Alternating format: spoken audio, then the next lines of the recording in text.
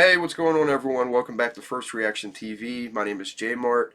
Today we're going to be watching the PBD podcast where Patrick Bet-David interviews Steven Crowder. And what they talk about is gun control and the Second Amendment. And a big part of it is this interview that Jon Stewarts did with Oklahoma State Senator. And apparently the interview was pretty bad. Apparently Jon Stewarts must have ran over him pretty good. So they talk about that a lot. So what I want to do for you guys is I want to play the interview with Jon Stewarts and the Oklahoma senator. That way you guys can have a better idea of what's going on and be more included in their conversation and what they're talking about. So thanks for watching. I appreciate it. Please subscribe. Let me know what you guys think of the Second Amendment in the comments. Let me know what you guys think about gun control. And I appreciate you watching. Enjoy the videos. Did you see Jon Stewarts today with the whole, not today, 3 days ago, the I Second did. Amendment thing? Yeah. But I have my thoughts on this. What was your reaction on the way he handled it? I'm a strong proponent of the Second Amendment. I believe the right to keep and bear arms shall not be infringed. That's the one right that's listed in the Constitution that uses that very specific affirmative language, shall not be infringed. Well, it's also the one right that uses the phrase well-regulated. Correct, when it's talking about the militia and the state. By the way, just for clarity's sake, yeah. I'm not against the Second Amendment. I don't want to ban guns. But you're saying more guns makes us more safe. Yes. So when we got 400 million guns in the country, we had an increase and gun deaths went up. So when exactly does this curve hit that takes it down? Would 1 billion guns do it? Let's just run those numbers, 400 million, 50,000. You're talking about less than a fraction of not even 1%, of 100th of a percent. But it goes up, not down. So your argument is backwards. But if you want, okay, so let's come up with a solution. Okay, so one of the issues, a contributing factor, again, I believe it's the individual that is the problem. So your solution to that is give them more guns. So I'm saying that because people are the problem, we need to look at the problems that those people are facing and how do we address it. But you've removed the ability for the state to do that. No, because you're... If you don't have background checks and you don't have registration and permitting, how do you know who has a problem in terms of the people who you're giving a gun to? Do you want to talk about the background checks first, or do you want to talk about solutions first? I want to talk about what you're doing is you're bringing chaos to order. That's your subjective opinion, that it's bringing chaos to order. It's not my subjective opinion. We have 50,000 gun-related deaths. That's not a subjective opinion. Okay, so that's dead people. Let me back up for a second. In every other place in your life, you want to bring order, but guns are the outlier for you. So let's start with immigration. You want registration, maybe a wall, maybe not a wall. Why do you want that? Well, one of the reasons is because of the fentanyl crisis. Right. I mean, okay, but... you don't know when it's coming across. So what do you do? But the fentanyl crisis is twice what the gun death crisis is. Okay, so until the gun crisis gets to the fentanyl level... Not until it... You don't want to bring order. No, not until it...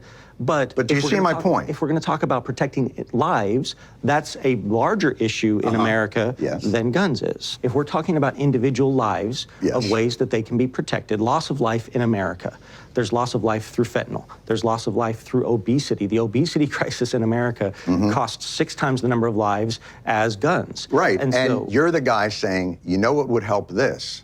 Ice cream. No. So, you know what would help the problem that we're facing with firearms? What? The fatherlessness crisis that we have in America. If you look at the statistics... Right. Yeah, they're dying from gun deaths. 80% of school shooters either came from a broken or fatherless home. So you would say no guns for fatherless homes? No, that's not what I would say. I would say that fathers need to be more engaged. Great. So let's with a firearm if they don't have a father in the home. Let's put more resources into areas that are poverty-stricken. All for it. And into fatherlessness, and that's something that we're doing in Oklahoma. But why with guns are you against bringing order? I'm not against bringing order. You are. You're also making it less safe for cops and for people. When the police go to a domestic call, it's the most dangerous call they can go on. In your world, if they knew that there were firearms in the house, that's a safer call. Is that what you're saying? No, because police... Because why? because police treat every situation as a potential. But more guns makes us safer. So why don't, when the police go to a house filled with guns, why don't they breathe a sigh of relief knowing that this Second Amendment that shall not be infringed is being exercised so fruitfully in this home? Are you familiar with the 39-year-old woman in New Jersey? I'm familiar with a ton of anecdotes. Yeah, no, I'm asking you a simple question. This is not an anecdote, When John. the police this actually happened. go to a house, she had a restraining order on her ex-boyfriend. I can run through I know, we can both run hundreds through and that. hundreds of examples of women killed by their domestic partners by guns that were not taken away through the lessening of red flag laws. You're pivoting to anecdotes. No, this is not anecdotes. What the police say, if we had gun registration, if we were able to track purchases, they have a technology that every bullet would be stamped with an individual like a fingerprint. If we had an ATF that wasn't defunded, we would be able to enforce gun laws more effectively, and we would be able to solve gun crimes more effectively. You're against all of that. Because the person is the threat, not the firearm, not the knife. I get it. The person and the individual is the one that is the concern here. But you don't want anything that could help law enforcement or society determine whether or not a person is a good guy with a gun or a bad guy with a gun. Even the law registry enforcement would allow you to have much more effective background checks. So I don't understand why you won't just admit that you are making it harder for police to manage the streets by allowing all of these guns to go out without permits, without checks, and without background stuff. Why is that hard? Why can't you just stand by that? Because that's not what I'm doing. I'm defending the individual's right to keep and bear arms. That's a different argument. Okay, but you we may keep do. trying- Here's what I'm saying. You want to say I'm a Second Amendment purist and I'm making it safer. You're not. You're making it more chaotic, and that's not a matter of opinion. That's the truth. That is a matter of opinion, John. But why take away their tools? Because certain of their tools that they're using would be infringements upon the people's right to keep and bear arms, upon their constitutional rights, upon due So you're process, saying upon other things. that registering is an infringement? Yes. Okay. Is voting a right? It's a right for citizens, yes. Do you have to do anything to do it? Yes. What do you have to do? It depends on the state. What do you have to do? Sometimes you have to be at least 18 years old. What do you have to do? And Keep in some going. places you have to have a government-issued ID. What do you have to? You have to You have to be on the voter rolls. register. You have to register. So you have to register to a right. Is that an infringement? Does the right to voting say shall not be infringed? Oh, so this is just a semantic argument now. No, it's not. You believe voting rights can be infringed because it doesn't say specifically shall not be infringed. Is it an infringement upon a 17-year-old's right to vote, since they don't have that right to vote? No. Oh, it's not an infringement on them? No, absolutely not. Why not? Because you're the one making the argument, not me. I'm saying even rights have responsibilities, and that within those responsibilities are responsibilities and order. Otherwise, it's chaotic. I'll go you one further. You want to ban drag show readings to children. To minors, yes. Why? Why? What are you protecting? Why can we prohibit children from voting, those under 18 from voting? Why are you but banning? Also that Is that free speech? Are you infringing on that performer's free speech? they can continue to exercise their free speech, just not in front of a child. Why? Because the government does have a responsibility to protect. I'm sorry? The government does have a responsibility in certain instances to What's protect the children. leading cause of death amongst children in this country? And I'm going to give you a hint. It's not drag show readings to children. Correct, yes. So what is it? I'm presuming you're going to say it's firearms. No, I'm not going to say it like it's an opinion. That's what it is. It's firearms. More than cancer, more than car accidents. And what you're telling me is you don't mind infringing free speech to protect children from this amorphous thing that you think of. But when it comes to children that have died, you don't give a flying fuck to stop that because that shall not be infringed. That is hypocrisy at its highest. 8 minutes. Here's the thing. Jon Stewart is really good. Yeah. And for example, like I can look at this objectively. When Jon Stewart was on with, back then it was Tucker and was it Chris? Crossfire. Yes. Yes. Crossfire. Yeah. Right. And then he was on with Bill O'Reilly. Look, I agree with obviously Tucker more. I would agree with Bill O'Reilly more. It was a masterclass. I remember Jon Stewart answering. Bill O'Reilly says, like, oh, okay, but Stewart, you do this and you say, and you know, people do trust you as news. And he said, that may be, but I don't know if you know, the lead into our show is puppets making crank calls. Yeah, exactly. And it just completely disarms him. It's like a masterclass. But in this, here's the problem. He's brilliant. And this is the beauty of someone who's really adept with comedy. He sells to the audience that he knows what he's talking about. I watch it right away and go, bing, bing, bing, because I've been off air. It's like I've been champing at the bit, just like, oh my God. Where he quotes this, like, what is the leading cause of death with kids? It's not, it's not drag shows. We've done a whole segment on that. You know that number is completely fake, right? Where they said the leading cause of death with kids is firearms. That includes kids 19 years old. Yeah. And when you eliminate that stat of 16 to 19, it's not even close. When you eliminate the stat of 14 to 19, and it's all inter-gang related, when people say, hey, this is the leading cause of children, you're right, as a parent, and this is the disservice the media does. As a parent, you want to know, is there a danger in my bathtub? Should I not throw a toaster in there when my twins are, learning how to play with the rubber duck? That's probably a bad idea.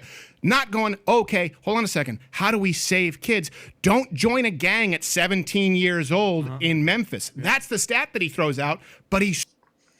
Yeah, so I just wanted to stop it there because, like, this is kind of the important part of the entire conversation because me personally, I didn't realize how misleading it was.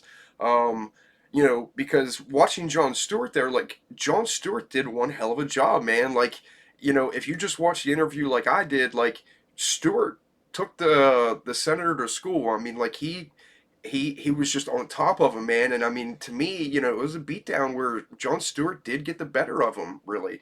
And whenever you look at what Crowder just said, did they include people up to 19 years old? So basically, until they're 20 years old, they're taking these people and calling them children. And I read this on one of America's health and safety websites, and in parentheses, it says young adults 18 to 19 are grouped with children for purposes of this brief. Now, that in itself, once again, when you hear that the number one cause in children, nobody thinks of 18, 19, 17, 16. No one thinks of that age group. They just don't. Now, all gun violence is bad. All gun violence is awful. All gun deaths are horrible. And they're all, no matter how many there are, it's all one too many. But at the same time, like, once again, when you're already, like, being misled, then you can't even really have a conversation back at this. And Jon Stewart, took this dude to school because this guy either didn't have the facts or he just isn't really up to snuff on debating.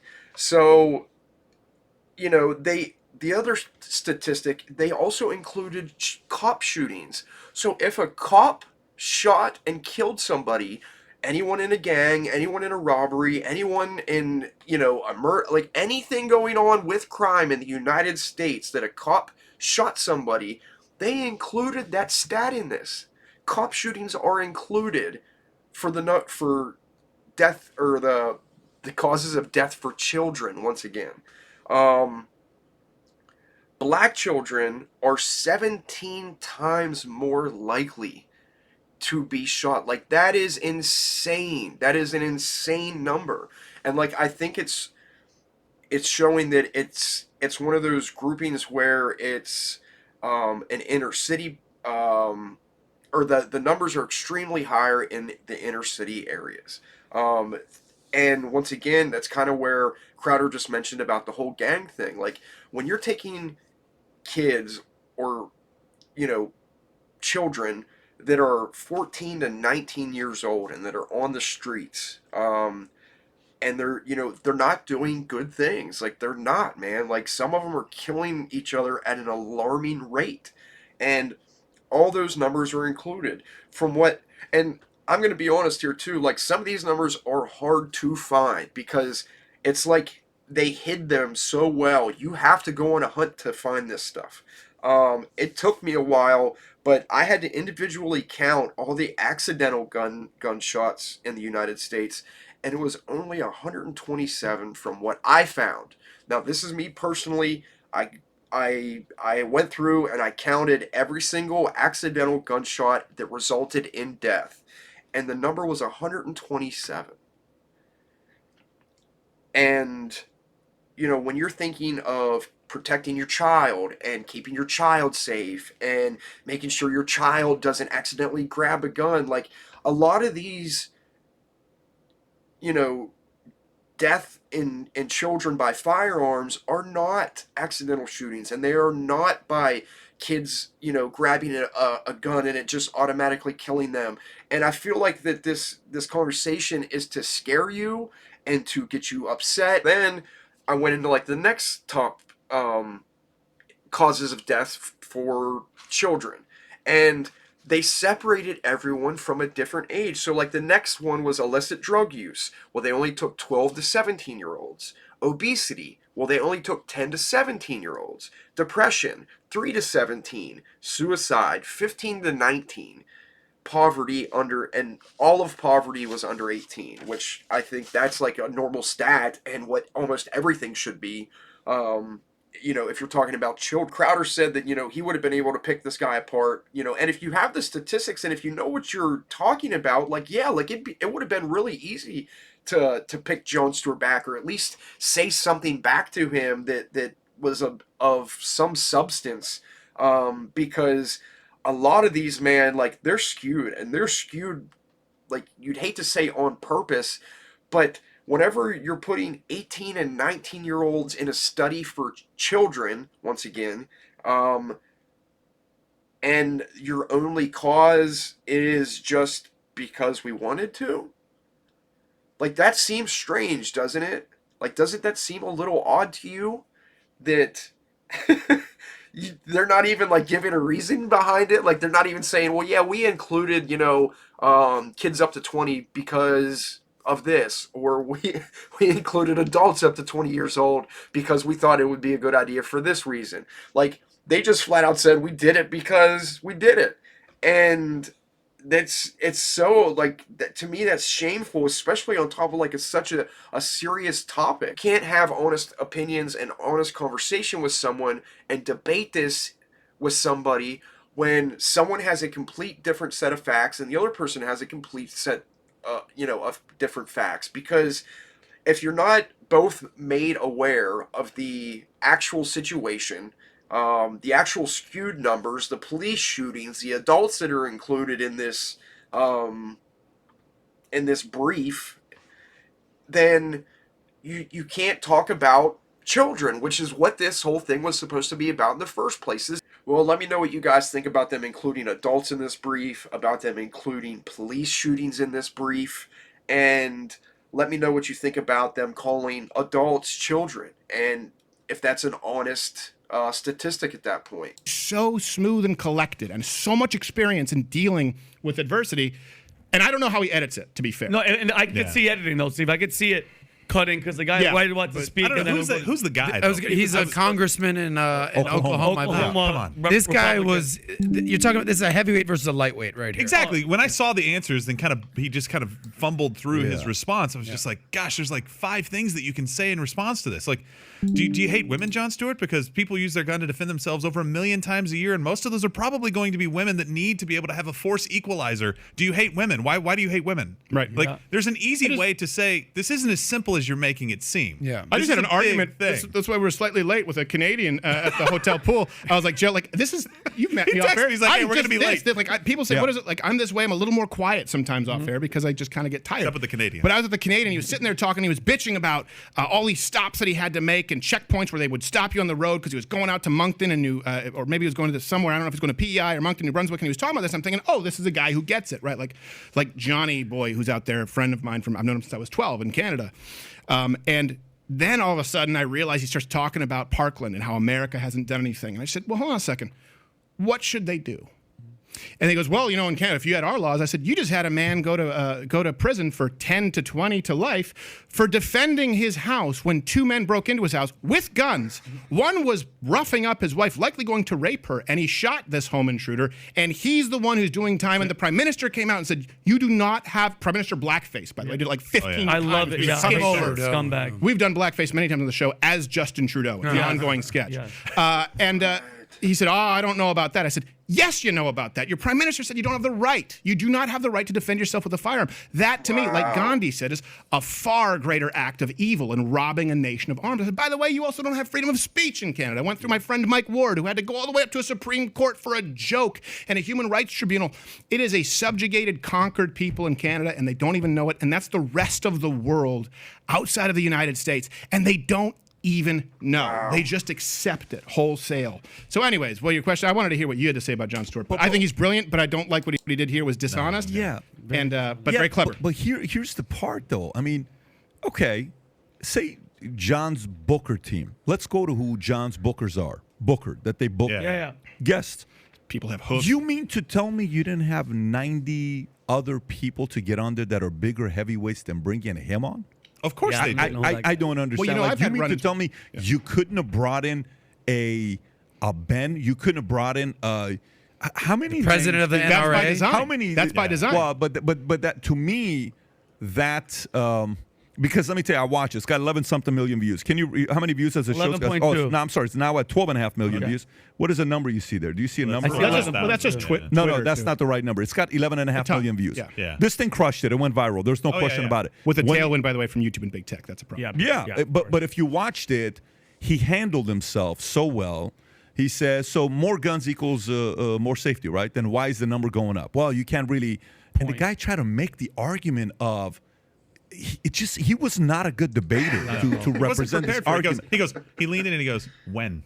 When will it be? When? Yeah, exactly. Right? But nobody was there. 1 billion guns. Well, exactly. It's like how many? It's like nobody was prepared to counter and say, well, actually, the stats that you're quoting aren't accurate. We've talked about that, right? Yeah. The take out suicides, take out gang violence, and you're looking at very low numbers, relatively speaking. Yeah. He wasn't ready with any of that stuff, and of course, this guy was picked. Well, he's a paper tiger. You know, I had to run in. So one of my, who, by the way, I'm still friends with, a manager had to drop me back then. I don't want to say his name because unfortunately he has to be in the closet. But he was a guy who he was conservative, and he had Jon Stewart's people reach out to him and say, do you have anyone else out there like this Stephen Crab? But we don't do conservative pundits. But do you have someone like him? In other words, they were saying, we like that he's young, because they'd see me from comedy and maybe a reel was sent. They said, we like all these things, but we don't do conservatives. So if you have anyone like him who doesn't believe as he believes, we'd love to have them. Wow. And then when I released that, that was like a long time ago, like talked about it. Of course, they called my manager. I just talked about it. They called my manager like, this guy can't be talking about what we're doing behind the scenes. You know, we're never going to have any of your clients again. Whatever. And I just remember kind of speaking about it off the cuff, but that happened. Like, they keep people away by design. Stephen, what's the difference to you? Yeah, so I mean, what he's basically saying now is that, you know, it wasn't that this guy actually did a bad job against Jon Stewart. It was that he was specifically chosen because they knew he was gonna get ran over by Jon Stewart. Between Jon Stewart and Bill Maher. Ooh, not much. And here's the thing: Bill Maher now, I think, is going to I don't know, and I would always say I never question motivation, but you know, I did go through a pre-screen with Bill Maher's person. And I'm not saying that, you know, I would be the smartest person on the panel. Far from it. But certainly if you look at some of the people who were on there, like, I definitely would hold my own. And I remember the pre-screen process with Bill Maher. She said, what do you want to talk about? And I was like, because I'm thinking Bill Maher's, you know, a comedian. You know, and by that he often, like, throws up his hands. Like, okay. And, like, it's like, laugh. But I remember saying, like, well, I did just read the hashtag Oscars So White and just go to see the new live-action Beauty and the Beast film where in 1740s France I saw Mary J. Blige be royalty fold into a bookcase. So I don't know at what point, we start saying, hey, you know, we're giving some roles that don't even make sense. Yeah. She goes, so with everything's going on, you want to talk about Disney? I said, no. I think when you're talking about Oscars So White and in 1740 slavery, right, when in that era they would have been slaves, now making black, which of course, by the way, just to be clear, slavery bad, okay, all right, slavery bad, not supporting, but I was saying it's hilarious that at that point in time, it's so historically inaccurate. You're creating roles for black actors at that point that would never even be possible. And she said, well, what do you think about Russia? Russiagate. Oh. And I said, what do you mean? She said, what? I said, what was there? And I said this, and I said, is there something new? Yeah. She was like, because, I mean, do you mean it was like, I don't know, like I haven't checked the news in the last 12 hours, but so has there been something that's broken, like evidence? Late breaking? She goes, no. She goes, no, but I mean the whole situation. I said, well, okay, do you want to talk about Fusion GPS? Do you want to talk about the Steele dossier? Because all of this is something that was basically paid oppo research, and we know it's completely fabricated and it's bullshit. I said, so you condemn me for talking about a cultural issue at large that we know is a sham, but you want to discuss a sham? And then when I hear Bill Maher going out saying, I told him to stop talking about Russia, it's like, that's what your booker was doing. Yeah. So I hope that his transition is real. I really do. I think he's probably been beaten up by the left a little bit. But then he comes out and still says that Biden's doing a great job and he's going to vote for Biden. I'm going, well, how do you come to that conclusion? I don't understand the disconnect. Yeah. Unless you have to say it. Well, it's the same thing with Jon Stewart when he's like, it's the Wuhan Institute, right? Virology for the COVID. It's like, yes, of course. These are the same people that you trust, and now you say you still trust. Why? Why do you still trust them? Yeah, I think you're right. They had those little moments where, like, God, like the real soul wants to come up, but then, like you said, they're owned by somebody, bro. They're surrounded by people 100%. who wouldn't allow them to say certain things. Oh, for sure. And I mean, he is. At one point, he took a pot shot at me and just like some random podcaster or something. I was like, okay, I don't care. But he's done jokes from our show. My mom, Bill Maher has verbatim. Oh wow, verbatim. And we know that it's been on his radar because his booker reached out. And so, like, it's just this happens a lot. And I don't mean like kind of sort of veering into the same topics. I would love to see him come up. But when he says, hey, look, this is a problem with the ultra woke, and okay, fine. Then he says, Joe Biden's done a really good job as president, and I would vote for him. Is that really a net benefit?